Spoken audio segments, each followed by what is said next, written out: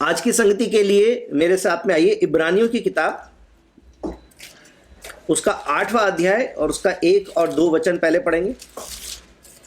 इस प्रकार से लिखा है, अब जो बातें हम कह रहे हैं उनमें से सबसे बड़ी बात यह है कि हमारा ऐसा महायाजक है जो स्वर्ग पर महामहिमन के सिंहासन के दाहिने जा बैठा है और पवित्र स्थान और उस सच्चे तंबू का सेवक हुआ जिसे किसी मनुष्य ने नहीं वरन प्रभु ने खड़ा किया है। 9वें अध्याय का पहला वचन, 11 वचन और फिर 23 से आगे भी हम लोग पढ़ेंगे। इब्रानियों 9 उसके पहले वचन में लिखा है, उस पहली वाचा में भी सेवा के नियम थे और ऐसा पवित्र स्थान था जो इस जगत का था। और फिर 11 वचन में लिखा है, परंतु जब मसीह आने वाली अच्छी वस्तुओं का महायाजक होकर आया तो उसने और भी बड़े और सिद्ध तंबू से होकर, जो हाथ का बनाया हुआ नहीं अर्थात इस सृष्टि का नहीं। और उसके बाद में 23 वचन से आगे अंत तक पढ़ूंगा। इसलिए अवश्य है कि स्वर्ग में की वस्तुओं के प्रतिरूप यानी बलिदानों के द्वारा शुद्ध किए जाएं, पर स्वर्ग में की वस्तुएं स्वयं इनसे उत्तम बलिदानों के द्वारा शुद्ध की जाती, क्योंकि मसीह ने उस हाथ के बनाए हुए पवित्र स्थान में, जो सच्चे पवित्र स्थान का नमूना है, प्रवेश नहीं किया, पर स्वर्ग ही में प्रवेश किया, ताकि हमारे लिए अब परमेश्वर के सामने दिखाई दे। यह नहीं कि वह अपने आप को बार बार चढ़ाए, जैसा कि महायाजक प्रतिवर्ष दूसरे का लहू लिए पवित्र स्थान में प्रवेश किया करता है, नहीं तो जगत की उत्पत्ति से लेकर उसको बार बार दुख उठाना पड़ता। पर अब युग के अंत में वह एक ही बार प्रकट हुआ है, ताकि अपने ही बलिदान के द्वारा पाप को दूर कर दे।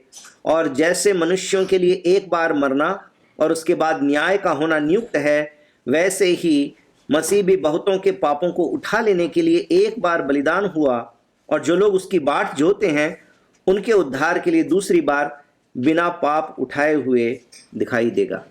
बोलो यीशु मसीह की जय। ये जो अंश हमने पढ़ा, इससे एक दो बातें आपको समझ में आ गई होंगी। सबसे पहले एक पवित्र स्थान की बात हो रही है, एक तंबू की बात हो रही है, और एक ऐसा तंबू जो इस संसार में है, और एक ऐसा तंबू जो इससे भी बेहतर तंबू है। एक इस संसार का मंदिर है, परंतु इस संसार के मंदिर से भी बढ़कर एक दूसरा मंदिर है। एक तो ये बात, और दूसरी बात, महायाजक जो साल में एक बार दान चढ़ाया करता था, उसकी तुलना में एक ऐसा महायाजक है जो एक ही बार बलिदान हुआ, और स्वयं बलिदान हुआ, उत्तम बलिदान हुआ, और उसके बाद में हमेशा के लिए स्वर्ग में सिंहासन पर जाकर बैठ गया है। 25 वचन में लिखा है, यह नहीं कि वह अपने आप को बार बार चढ़ाए, जैसा कि महायाजक प्रतिवर्ष दूसरे का लहू लिए पवित्र स्थान में प्रवेश किया करता है।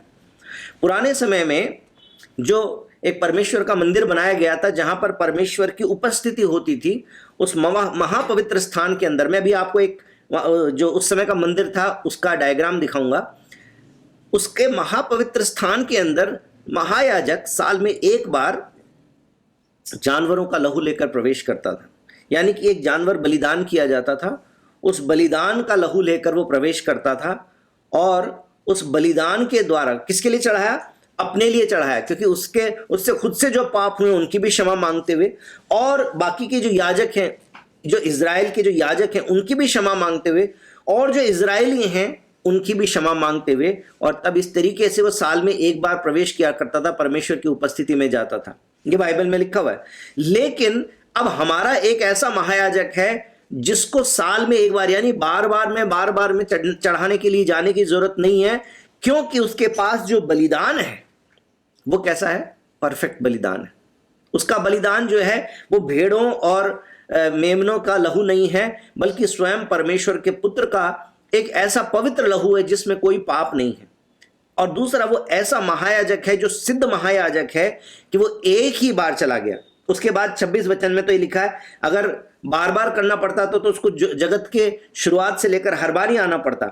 लेकिन अंत में 26 वचन के अंत में लिखा है, अपने ही बलिदान के द्वारा पाप को दूर कर दे। और जैसे मनुष्यों के लिए एक बार मरना, उसके बाद न्याय का होना नियुक्त है। मेरे भाई और बहनों, ये एक बहुत इंपॉर्टेंट स्टेटमेंट है, बहुत जरूरी कथन है जिसको समझना चाहिए। मनुष्यों के लिए एक बार मरना और उसके बाद न्याय का होना नियुक्त है। इस संसार के अंदर एक सोच है कि इंसान मरेगा, फिर उसके बाद में वो किसी दूसरी योनि में जन्म लेगा और फिर वो बाद में गधा भी बन सकता है, सूअर भी बन सकता है, बिल्ली भी बन सकता है, बकरा भी बन सकता है, बकरी भी बन सकता है। और फिर वो इस संसार के अंदर दुख भोगेगा, उसके बाद जाएगा, फिर 84 लाख योनियों के बाद में फिर से उसको मनुष्य योनि मिलेगी जिसके अंदर मोक्ष की प्राप्ति करना संभव है। लेकिन बाइबल ऐसा नहीं बताती। बाइबल बताती है कि मनुष्य ने जिसने एक बार जन्म लिया उसको एक ही बार मरना जरूरी है। जन्म लिया है तो मरेगा जरूर। इस संसार में कोई भी व्यक्ति ऐसा नहीं है जो मरेगा नहीं, और जो मरेगा उसको न्याय सिंहासन के सामने खड़ा होना जरूरी है। ऐसा नहीं है कि जो इस जन्म में पाप कर लिए वो अगले जन्म में चुकाएंगे, फिर उस जन्म में पाप होंगे वो उसके अगले जन्म में चुकाएंगे, और इस प्रकार से वो नियम वो चक्र चलता रहेगा, जीवन चक्र चलता रहेगा। ऐसा नहीं है। बाइबल बताती है एक ही बार मृत्यु होगी, उस मृत्यु के बाद में एक बार न्याय होगा, और वो न्याय में पता चलेगा कि आप परमेश्वर की उपस्थिति में यानी कि स्वर्ग में हमेशा के लिए रहेंगे या फिर नरक में परमेश्वर से दूर हमेशा के लिए डाल दिए जाएंगे। कोई दूसरा चक्र नहीं है। बाइबल में लिखा है मनुष्यों के लिए एक बार मरना और उसके बाद न्याय का होना नियुक्त है। उसके बाद 28 वचन में लिखा है वैसे ही मसीह भी बहुतों के पापों को उठा लेने के लिए एक बार बलिदान हुआ, और जो लोग उसकी बाट जोते हैं उनके उद्धार के लिए दूसरी बार बिना पाप लिए हुए दिखाई देगा। यीशु मसीह ऐसे मंदिर के अंदर प्रवेश करके पुरोहित का काम नहीं कर रहा है, याजक का काम नहीं कर रहा है जिसको इंसान ने बनाया। इस दुनिया के अंदर बहुत सारे मंदिर हैं, उसके अंदर अलग अलग समय में अलग अलग पुरोहित ठहरा दिए जाते हैं, पंडित ठहरा दिए जाते हैं, याजक ठहरा दिए जाते हैं। और पुराने नियम के अंदर भी एक मंदिर था जिसके अंदर परमेश्वर के ठहराए हुए अलग अलग याजक भी सेवा किया करते थे, परंतु वो सच्चा तंबू नहीं था, बल्कि वो एक छाया मात्र था। जो कि 9वें अध्याय में जब हम पढ़ते हैं तो पहले वचन से लिखा है उस पहली वाचा में भी सेवा के नियम थे। पुरानी वाचा के अंदर भी एक मंदिर था, एक तंबू था, उसके अंदर पवित्र स्थान था, परंतु वो कैसा था? वो इस जगत का था, वो इस दुनिया का बनाया हुआ था, वो हाथों से बनाया हुआ था। लेकिन इसमें और जो दुनिया के मंदिर उसमें भी फिर भी अंतर है। क्या अंतर है? कि ये जो मंदिर था ये परमेश्वर के कहने से बनाया गया था, और इसके कारण परमेश्वर की उपस्थिति इस मंदिर में रहा करती थी। ये जो इज़राइल का जो मंदिर है जिसकी बात हो रही है, जिस तंबू की बात हो रही है इस संसार का, परंतु परमेश्वर ने उसको ग्रहण किया था। मैं आपके साथ में उस पर जाऊंगा। ये तस्वीर आप देख पा रहे होंगे। पहले परमेश्वर ने एक तंबू बनवाया और उसके बाद में राजा सुलेमान ने एक मंदिर का निर्माण करवाया। और पहला राजा उसका 6ठा अध्याय, वहां पर आप आइए मेरे साथ में। पहला राजा उसका 6ठा अध्याय, वहां पर 1 वचन से 13 वचन तक जब आप पढ़ते हैं तो वहां पर उस मंदिर के बारे में लिखा है इजरायलियों के मिस्र देश से निकलने के 480वें वर्ष के बाद, जो सुलेमान के इजराइल पर राज्य करने का 4था वर्ष था, उसके जीव नामक दूसरे महीने में यहोवा का भवन बनाने लगा। जो भवन राजा सुलेमान ने यहोवा के लिए बनाया उसकी लंबाई 60 हाथ, चौड़ाई 20 हाथ और ऊंचाई 30 हाथ की थी। और इस प्रकार से यहाँ से आप पढ़ के पूरा देख सकते हैं कि परमेश्वर के एक मंदिर की बनावट के बारे में यहाँ पर बताया गया है, जो बाहरी बनावट है। और 14 वचन के आगे उसकी भीतर की सजावट के बारे में लिखा हुआ है। और इसी के 8वें अध्याय में आइए, पहला राजा उसका 8वां अध्याय और उसके 3 वचन से लेकर और 11 वचन तक जब हम पढ़ते हैं, मेरे भाई और बहनों, एक ऐसा मंदिर संसार में बनाया गया था जहां पर जीवित परमेश्वर सच में लोगों के बीच में आ गया था, और एक बादल के रूप में उसकी उपस्थिति जो है वो इस भवन में दिखाई देती है। और 11वें वचन में बिल्कुल साफ साफ लिखा है कि वो लोग वहां पर खड़े नहीं रह सके क्योंकि यहोवा का तेज यहोवा के भवन में भर गया था। अब मैं आपको जो तस्वीर मैंने आपके सामने रखी है उसको दिखाना चाहता हूं। उसको आप बिल्कुल साफ साफ देख सकते हैं कि एक बाहर का ओसारा है जहां से हम देख रहे हैं। वहां पर जो बिल्कुल बाहर की दीवार है उसके भी बाहर औरतें रह सकती, औरतें तो उसके अंदर भी नहीं आ सकती थी, लेकिन उसके भी अंदर यहां पर इजरायली लोग आ सकते थे। और वहां पर बलिदान करने की लकड़ी होती थी, बलिदान करने का स्थान था। और इस प्रकार से ये एक ऐसा ओसारा था जिसके अंदर कोई भी आ सकता था। लेकिन उसके बाद में एक और स्थान है। ये स्थान जो है, इस स्थान को बोलते थे प्रीस्ट क्वार्टर, यानी कि जहां पर याजक आ पाते थे और याजक इस स्थान में प्रवेश करते थे। लेकिन उसके भी बाद में एक और स्थान है, ये जिसको कहते हैं महापवित्र स्थान। इस महापवित्र स्थान के अंदर और कोई भी प्रवेश नहीं कर सकता था, सिर्फ महायाजक साल में एक बार प्रवेश करता था। तो इसके अंदर 3 चीजें मैंने इंग्लिश में लिखा है, लेकिन आप हिंदी में समझिए। एक बाहरी ओसारा है, एक बाहरी ओसारे के बाद में एक पवित्र स्थान है, और इस पवित्र स्थान के बाद में एक महापवित्र स्थान है। आमीन। कि ये जो मंदिर था वो कितना भी खूबसूरत बनाया गया हो, कितने भी अच्छी चीजों से बनाया गया हो, परंतु ये सिर्फ एक मॉडल है।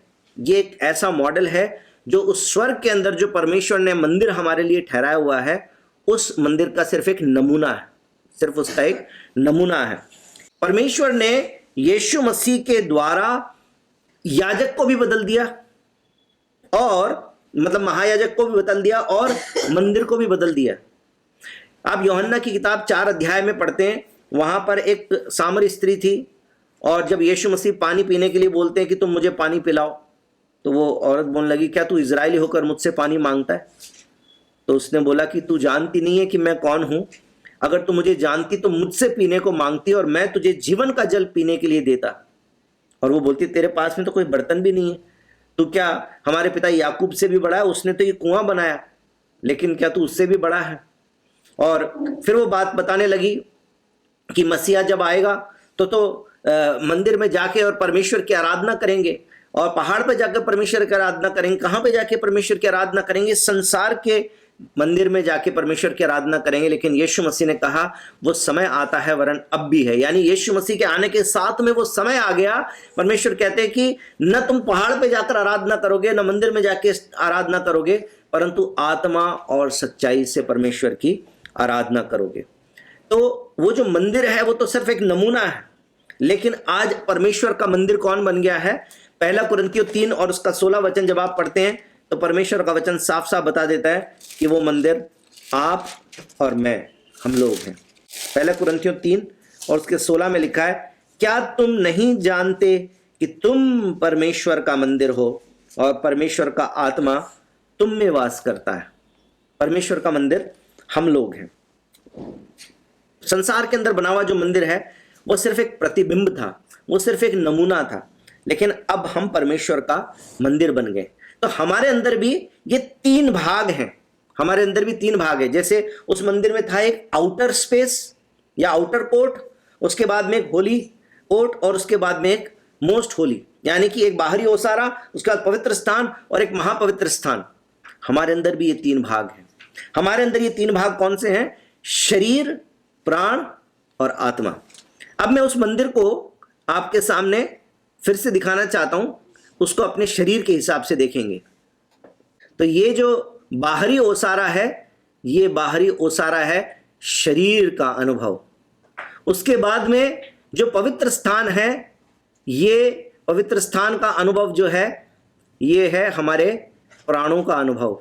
लेकिन महापवित्र स्थान के अंदर प्रवेश करना, ये है हमारे आत्मा का अनुभव। शरीर जो है बस यहीं तक का अनुभव दे सकता है, उसके बाद में प्राणों में एक अनुभव है, परंतु उससे भी बढ़कर इस महापवित्र स्थान के अंदर जाने के बाद में आत्मा का एक अनुभव है। अब मैं इस बात को आपको बताने की कोशिश करता हूं। आत्मिक जीवन 3 लेवल पे जिया जा सकता है। स्पिरिचुअल लाइफ, यानी हमारा जो आत्मिक जीवन है, ये 3 अनुभव पर जिया जा सकता है। या तो आप सिर्फ शरीर के अंदर ही एक मसीही जीवन बिता के चले जाएंगे, सिर्फ शरीर के अंदर शरीर की क्रियाएं करते रहेंगे। हाथ उठाना शरीर की क्रिया, ताली बजाना शरीर की क्रिया, संडे को चर्च जाना शरीर की क्रिया, सिर्फ शरीर की क्रिया करके और मसीह बन के रह जाएंगे। लेकिन उससे बढ़कर कोई व्यक्ति ऐसा हो सकता है जो अपने प्राणों के द्वारा, प्राण क्या होते हैं मैंने आपको कई बार बताया, प्राण का मतलब है हमारी इंटेलिजेंस और हमारी भावना, हमें क्या अच्छा लगता है क्या अच्छा नहीं लगता, हमारी चाहत, और इस संसारिक के अंदर जो हमारी बुद्धि है, इसके द्वारा। और कुछ विश्वासी ऐसे हो सकते हैं जो उस आत्मा में अनुभव को कर सकते हैं जो परमेश्वर के साथ में मिलन का अनुभव है। मेरे भाई और बहनों, 6ठे ही दिन के अंदर जानवर भी पैदा हुए, 6ठे ही दिन में इंसान भी पैदा हुआ। तो जानवर में और इंसान में फिर अंतर क्या है? ये जीवन का श्वास जो है परमेश्वर ने जानवरों में नहीं फूका।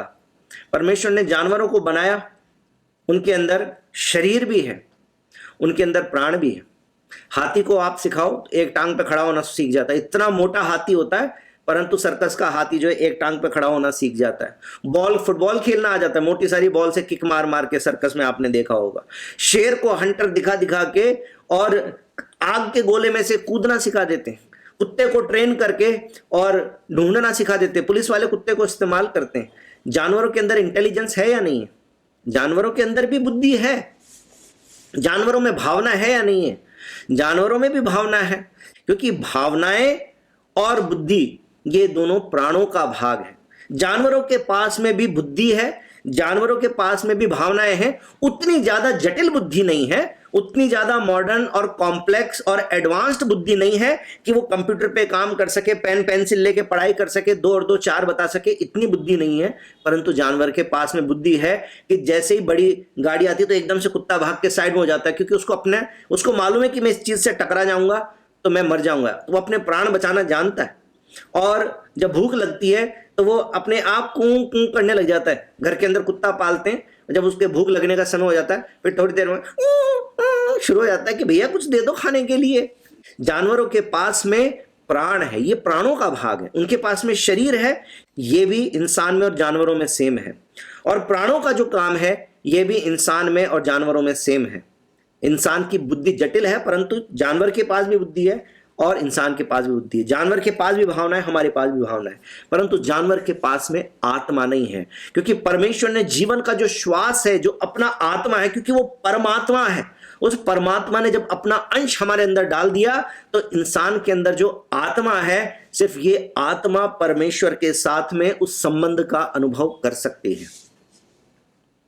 ये आत्मा पाप के कारण मर गई थी।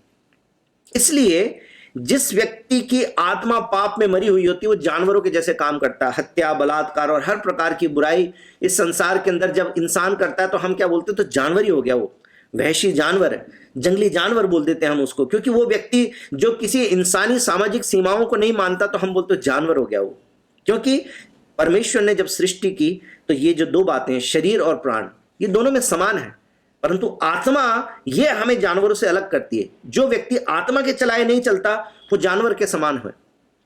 तो ये आत्मा है जो हमें अनुभव देता है। लेकिन अब मैंने जो कहा कि हम लोग, जो हमारे अंदर 3 भाग है, शरीर, प्राण, आत्मा, हमारा जो आत्मिक जीवन है वो 3 लेवल पे हो सकता है। कैसे? सबसे पहला है शरीर का अनुभव। इसका मतलब यह है कि हम बस उस बाहरी ओसारे के अंदर ही आके रह जाते हैं। मैंने कहा ना, शरीर, बाहरी ओसारा शरीर, पवित्र स्थान प्राण और महापवित्र स्थान आत्मा, बाहर के ओसारे में ही आके रह जाते हैं। कैसे? इसका मतलब है शरीर के द्वारा आत्मिक जीवन जीने की कोशिश करते हैं। शरीर के द्वारा है बस। कैसे? वर्शिप लीडर बोलता है हाथ उठाकर आराधना करें, तो वो फिर हाथ उठाकर आराधना करते हैं। फिर बोलते ताली बजाकर आराधना करो, तो ताली बजाकर करते हैं। मेरी तरफ देखिए, तो उनकी तरफ देखने लग जाते हैं। बोलते हैं हालेलुया, तो वो बोलते हैं आमीन। ये सारी की सारी सिर्फ शरीर है। बिना आत्मा में परमेश्वर का कोई अनुभव किए भी कोई व्यक्ति इन सारे कामों को अपने जीवन में करता रह सकता है। गीत गा सकते हैं, गीत गा सकते हैं क्योंकि सुर अच्छा है। अगर लता मंगेशकर को और सोनू निगम को और अरिजीत सिंह को, इनको अगर परमेश्वर के भवन में लाके छोड़ दिया जाए, कीबोर्ड पकड़ा दिया जाए, उनको बताए ये वाला गाना आपको लीड करना है, तो मेरे भाई और बहनों, ब्रजेश भाई से और प्रेरणा जी से और प्रांजल से और लवी भाई से और रैनी भाई से, इन सब से अच्छा अरिजीत सिंह गा के बताएगा, ऐसा ऐसा सुर लगाएगा कि हम तो मंत्रमुग्ध हो जाएंगे। परंतु सिर्फ शरीर में है, इस गले में है, बस आत्मा में नहीं है। हर संडे के संडे रेगुलर जा रहे हैं और रेगुलर संगति में आ रहे हैं, सब कुछ कर रहे हैं, लेकिन आपको लग रहा है कि लेकिन इस शरीर का अनुभव हो सकता है। दूसरे के चलाए, शरीर के चलाए चलने का चिन्ह क्या है? इसका चिन्ह यह है कि आप किसी के धक्का देने के द्वारा, आप किसी के पुश करने के द्वारा, आप किसी के एनकरेज करने के द्वारा परमेश्वर के साथ चलते हैं। यदि आपको कोई धक्का देने वाला नहीं होगा, आपको कोई पुश करने वाला नहीं होगा, आपको कोई उत्साहित करने वाला नहीं होगा, तो बाइबल पढ़ना बंद हो जाएगा, संगति में जाना बंद हो जाएगा, प्रार्थना करना बंद हो जाएगा, और मसीह को जानकर भी आप एक संसारिक व्यक्ति बन जाएंगे। वैसे हो जाएंगे जैसे संसार का कोई भी व्यक्ति होता है। यदि ये है तो इसका मतलब आपका अनुभव अभी तक सिर्फ शरीर के अंदर परमेश्वर के साथ चलने का है। इससे बढ़कर एक कदम आगे जब चलते हैं तो उसको बोलते हैं प्राणों के द्वारा आत्मिक जीवन जीना। प्राणों के द्वारा यानी अब आप उस बाहरी ओसारे से घुसकर और उस पवित्र स्थान के अंदर आ गए। यहां पर आपके इमोशंस भी जुड़ जाते हैं। सिर्फ दूसरा आपको बोल रहा है इसलिए गीत नहीं गा रहे, आपको अच्छा लग रहा है, आपको अच्छा लग रहा है, वो ट्यून अच्छी लग रही है, अब आप खो गए उस गीत के अंदर और आप ऊंची आवाज में ताली बजा बजा के गा रहे। आपने कई भाइयों को देखा होगा आराधना करते तो खूब अच्छे से ताली बजा के हाथ उठा के, कोई बहनें होती नाचने लग जाती है प्रभु की भक्ति में। मैं बुराई नहीं कर रहा हूं, मैं ये नहीं कह रहा कि ये गलत है, मुझे गलत मत समझिएगा, जब तीसरे लेवल पे आऊंगा तो आपको बताऊंगा।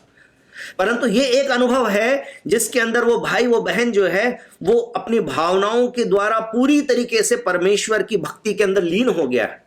श्रवण के द्वारा, कीर्तन के द्वारा, भक्ति के द्वारा। हिंदू शास्त्रों के अंदर भी लिखा हुआ है श्रवण के द्वारा यानी वचन के सुनने से, कीर्तन और भक्ति के द्वारा यानी ये गीत गाने से। तो वहां पर भी मंजीरा लेके कोई गीत गा रहा है, वहां पर भी ढोलक बजा रहा है, वहां पर भी चिमटा बजा रहा है, वहां पर भी लोग खोए हुए, पूरी पूरी रात सत्संग चल रहा है। कोई तो पाठ कर रहा है, कोई किसका पाठ कर रहा है, कोई किसका पाठ कर रहा है, पूरी रात चल रहा है सत्संग। मेरे भाई और बहनों, एक यीशु मसीह के विश्वासी का आत्मिक जीवन भी बिल्कुल वैसा ही हो सकता है। यीशु की भक्ति भी कर रहा है, भक्ति में लीन भी है और सब कुछ वैसा ही चल रहा है।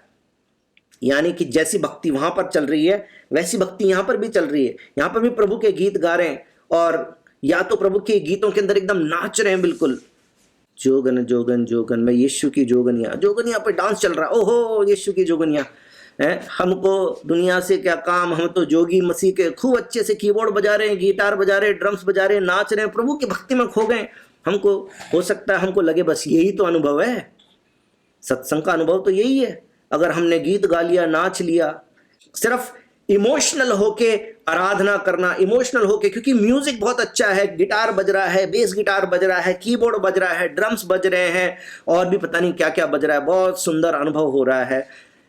हो सकता है इस अनुभव में आप खो जाएं, लेकिन इसके अंदर लीड करने वाला, जैसे शरीर के अंदर जो करने वाला, उसको लीड करने वाला सिर्फ शरीर है। यानी कि वो वर्शिप लीडर हो सकता है, वो पास्टर हो सकता है, या उसकी अपने शरीर की कोई क्रियाएं हो सकती जिनके द्वारा वो परमेश्वर की आराधना कर रहा है। दूसरा अनुभव जो सिर्फ प्राणों के द्वारा हो रहा है, क्योंकि वो अच्छा लग रहा है, मुझे अच्छा लगता है, यीशु के भजन मुझे अच्छे लगते हैं, यीशु की महिमा के लिए गाना नाचना मुझे अच्छा लगता है। बुराई कुछ भी नहीं है, परंतु अगर सिर्फ इतना ही है तो अभी तक आप सिर्फ पवित्र स्थान में प्रवेश कर पाए हैं, अभी आप महापवित्र स्थान में प्रवेश नहीं कर पाए हैं। उसके बाद जो तीसरा स्थान था वो था महापवित्र स्थान। महापवित्र स्थान के अंदर सिर्फ महायाजक साल में एक बार प्रवेश करता था, याद होगा पुराने नियम में। परंतु नए नियम में मैंने आपको बताया कि हमारा ऐसा महायाजक नहीं है जो साल में एक बार प्रवेश करे, बल्कि साल में एक बार नहीं, सिर्फ एक ही बार, अंत समय में एक ही बार अपना बलिदान लेके, और उसने सब पापों की कीमत चुका दी, पापों को दूर कर दिया, आपके और मेरे लिए वो रास्ता खोल दिया है कि हम महापवित्र स्थान में प्रवेश कर सकते हैं। वो महापवित्र स्थान है आत्मा में परमेश्वर की आराधना करने का अनुभव। जब आप आत्मा में आराधना करते हैं तो इसमें शरीर भी इन्वॉल्व है, यानी शरीर भी हाथ उठाएगा और ताली बजाएगा, और कोई वर्शिप लीडर जब बोलेगा अपने घुटनों पर आके प्रार्थना करें तो आप घुटनों पे आ जाते हैं, वो कहता है हाथ उठाएं तो आप हाथ उठाते हैं। ये आत्मा में आराधना करने के अंदर ये भी होता है। ऐसा नहीं है कि आत्मा में अनुभव ये नहीं है। प्रभु ने कहा था मन, प्राण, शरीर और अपनी सारी सामर्थ्य से परमेश्वर से प्रेम करना, तो सब कुछ उसमें इन्वॉल्व हो जाता है। शरीर से भी आराधना हो रही है, साथ साथ में दूसरे लेवल पे अपनी बुद्धि से और अपनी भावना से भी आप परमेश्वर के साथ में जुड़ गए, और आप बड़े मन से प्रभु के गीत गा रहे हैं, आप मन से प्रभु की भक्ति कर रहे हैं और पूरी तरीके से प्रभु के गीतों में खो गए। शायद आप प्रभु के लिए नाच रहे हैं, शायद आप प्रभु के लिए ताली बजा रहे हैं, अच्छी बात है, इनमें से कोई भी बात बुरी नहीं है, लेकिन यहां नहीं रुकना। इससे भी बढ़कर एक कदम और आगे जाने से वो आत्मा का अनुभव है जहां पर हम परमेश्वर की उपस्थिति में आ जाते हैं, जहां पर बाइबल में प्रभु ने कहा कि परमेश्वर ऐसे आराधकों को खोजता। आप निकालिए मेरे साथ में यूहन्ना की किताब 4 अध्याय और उसका 24 वचन, 23-24 वचन लिखा है, परंतु वो समय आता है, वरन अब भी है, जिसमें सच्चे भक्त पिता की आराधना आत्मा और सच्चाई से करेंगे। शरीर से भी करेंगे, क्योंकि शरीर भी सच्चाई की तरफ में झुका हुआ है, प्रभु का धन्यवाद हो। भावनाओं से भी करेंगे, आनंदित होकर करेंगे, डांस करके करेंगे, गीत गा के करेंगे, हाथ उठा के करेंगे, परमेश्वर का धन्यवाद हो। लेकिन उससे भी बढ़कर आत्मा और सच्चाई से करेंगे, क्योंकि पिता अपने लिए ऐसे आराधकों को ढूंढता है। मेरे भाई और बहनों, हम ढूंढते उस चीज को हैं जो बड़ी मुश्किल से मिलती है। जो सड़क पे पड़ी हुई मिल जाए उसको कौन ढूंढता है? मिट्टी कौन ढूंढता है? मिट्टी तो वो पड़ी बाहर, मिट्टी को कोई नहीं ढूंढता। लेकिन अगर मैं आपको बता दूं कि ये सामने वाला जो प्लॉट है इसके अंदर हीरे दबे हुए हैं 3, 2-2 करोड़ के, फिर आदमी ढूंढेगा मिट्टी को खोद खोद के, क्योंकि 2 करोड़ का हीरा है। एक सोने की एक बाली आपने देखा 100 फुट, अरे एक कहाँ गई? ओ, उसके बाद में सब जगह देखें इधर उधर, क्योंकि सोने की चीज़ है तो आप ढूंढेंगे। लेकिन एक पाँव का मोजा खो जाए तो खो गया, तो खो गया, क्या हो गया? नहीं मिल रहा, रजाई के अंदर इधर उधर हो गया, कोई बात नहीं, अब मोजे के पीछे कौन दिन खराब करेगा। लेकिन अगर सोने की बाली खो जाएगी तो दिन खराब करेंगे। कीमती चीज को हम ढूंढते हैं। परमेश्वर की दृष्टि में आत्मा और सच्चाई से आराधना करने वाले जो भक्त हैं वो कीमती हैं, और इसलिए परमेश्वर कहता है परमेश्वर आत्मा है और अवश्य है कि उसकी आराधना करने वाले आत्मा और सच्चाई से आराधना करें। तो अब आप बोलेंगे तो फिर ये आत्मा का अनुभव क्या है, मतलब हम जो कर रहे हैं इससे अलग और क्या करेंगे? हम जो शरीर से कर रहे हैं, प्राण से कर रहे हैं, ये भी है, परंतु इससे भी बढ़कर जब हम परमेश्वर की उपस्थिति में आ जाते हैं तो गीत हो भी सकता है, गीत ना भी हो सकता है।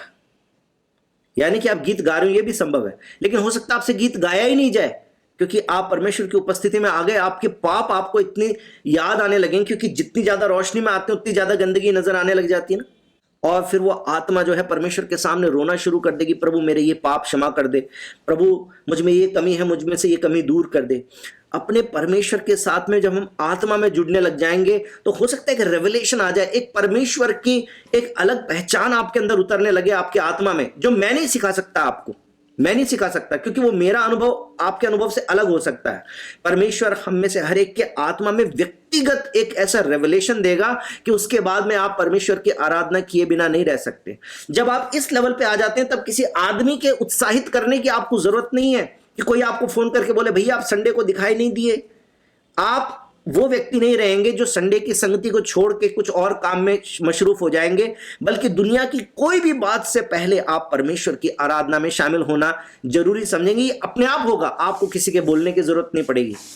सिर्फ मन के अच्छे लगने से नहीं होगा, सिर्फ जानकारी के आधार पर नहीं होगा, बल्कि वचन के द्वारा पवित्र आत्मा आपको कायल करेगा। जो वचन आपने पढ़ा यूहन्ना 3:16 आपको याद था, जिसको आप कई बार बोल चुके, वो वचन आपको कायल करने लगेगा।